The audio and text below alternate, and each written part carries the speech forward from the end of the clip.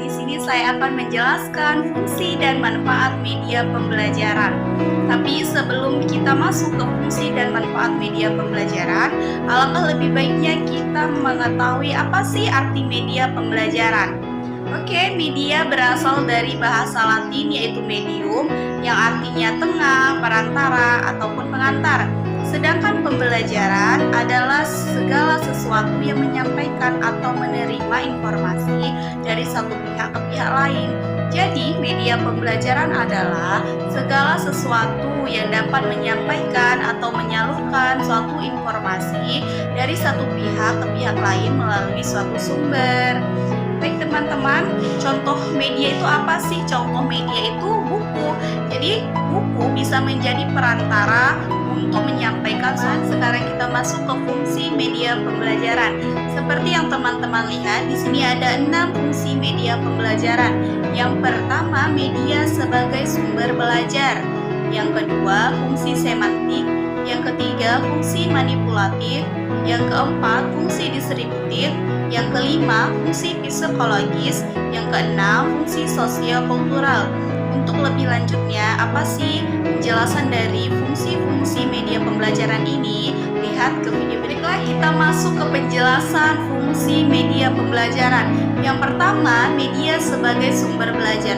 Kenapa sih media sebagai sumber belajar? Tentu saja media sebagai sumber belajar karena melalui media peserta didik mendapatkan informasi. Contohnya tadi peserta didik mendapatkan informasi yang sudah diketahui maupun belum diketahui dari buku ataupun dari media-media yang lainnya. Yang kedua ada fungsi semantik. Apa sih semantik itu? Semantik berarti tanda atau simbol. Jika seseorang mendapatkan suatu simbol atau tanda, pasti mereka akan mencari tahu apa sih arti dari simbol ini, apa sih arti dari tanda ini. Untuk mencari tahu apa arti dari simbol atau tanda yang baru, mereka membutuhkan suatu media. Contohnya seperti kamus agar memperjelas apa arti dari tanda dan simbol yang baru dipelajari. Fungsi manipulatif adalah kemampuan media dalam menampilkan kembali suatu benda atau peristiwa dengan berbagai cara, sesuai dengan kondisi, situasi, tujuan, dan sasaran.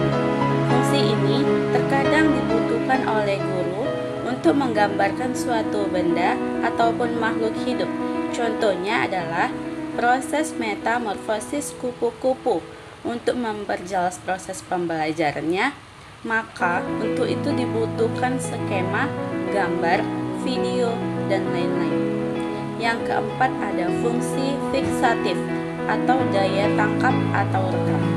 Adalah fungsi yang berkaitan dengan kemampuan untuk merekam media pada suatu peristiwa atau objek dan menyimpannya dalam waktu yang tidak terbatas sehingga kapanpun bisa diputar kembali. Dan peserta didik juga akan memahami video atau peristiwa yang telah direkam tersebut.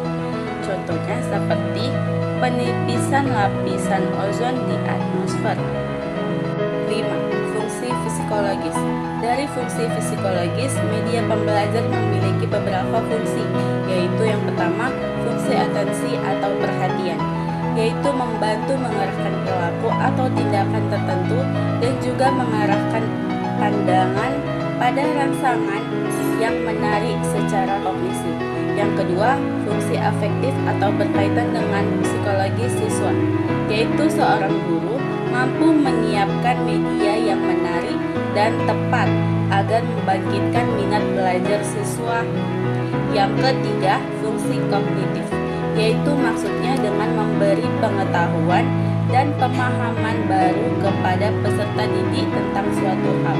Yang keempat, fungsi psikomotorik, yaitu berhubungan dengan keterampilan yang bersifat fisik atau tampilan pada seseorang. Yang kelima, fungsi imajinatif adalah proses penciptaan suatu objek atau peristiwa tanpa memanfaatkan data sensoris dan indera. Yang keenam, fungsi motivasi, yaitu maksudnya cara berkomunikasi mempengaruhi daya ingat peserta didik. Maka dari itu Dengan penggunaan media dapat meningkatkan daya ingat peserta didik. Yang ketujuh, fungsi sosiokultural adalah dengan menggunakan media dalam pembelajaran dapat mengatasi hambatan sosiokultural antar peserta. Manfaat media pembelajaran. Yang pertama, memperjelas penyajian pesan agar tidak terlalu bersifat verbalistis atau dalam bentuk kata-kata tertulis atau lisan belakang. Yang kedua, mengatasi keterbatasan ruang, waktu, dan daya indera. Contohnya seperti objek yang terlalu besar dapat diganti dengan gambar, realita, dan lain-lain. Yang kedua, objek yang terlalu kecil dapat dibantu dengan proyektor mikro atau gambar. Yang ketiga, gerak yang terlalu lambat atau cepat dapat dibantu dengan time lapse atau high speed photogrammetry. Yang ketiga ada menambah pengalaman.